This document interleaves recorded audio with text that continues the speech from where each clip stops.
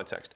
Most businesses have it completely backwards, right? They spend money to get customers and then they hope to make it back over time. That's what makes business so hard. That's playing on hard mode. Money models is flipping that. You make more money getting a customer than it costs you to get them within the first 30 days. That's the cheat code. So let me give you an example of what this looks like in action. When I started my gym, obviously things started slowly, but then I started running ads and things started improving. Now, that worked for a minute until my ads became too expensive. The algorithm changed overnight, which happens over and over again throughout, time. And all of a sudden my cost of getting a customer went from like $100 to like $500. And I'm using these as placeholders, but just say they went from I could afford it to not afford it. You can do the math here. If I charge a $99 a month membership, which I did at the time, and I'm spending $500 to get them, I'm literally paying $400 out of pocket for the privilege of having a customer that I hope will someday make me money later. Now, if that person stays for, call it 10 months, then I pay $500 to make $1,000. Kind of tough because I still have other costs that I have to make out of that $500, but like maybe tenable, but not realistically tenable because that means that I have to be negative for 5 months before I make my first dollar profit, which means I have to front money that I might not have,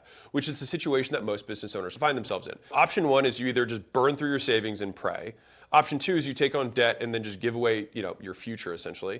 Or number three is that you take on cash from investors, you raise money, then you sell your equity, which you may or may not want to do, or you just eventually go broke and close the doors, right? This is kind of what I was facing at this moment. I was flying home for the holidays. This is before I stopped flying home for the holidays.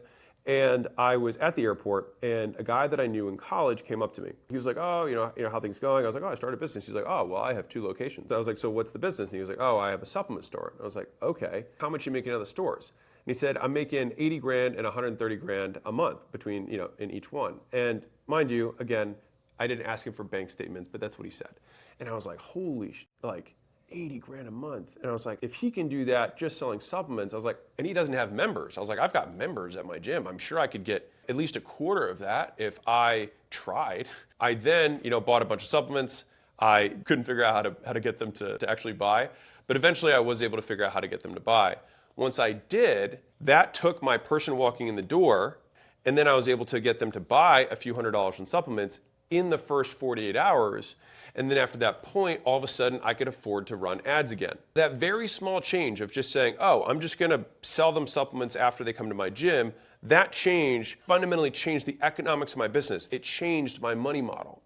And as a result, I was able to now spend more than my competitors who were at that time only spending enough to just get enough leads. They burned through their marketing budget, and then they had to wait to the next month to reload up on customers. And this is what allowed me to continue to expand until the point that I would open up new locations over and over again because it made me money to open locations, which makes absolutely no sense. But if you have a money model, if you have a way of getting customers to pay you more than it costs to get them upfront, then figuratively, you unlock your ability to get more customers. Now, you're going to have other constraints in the business. I had 4 walls, I had to get trainers, I had other operational issues.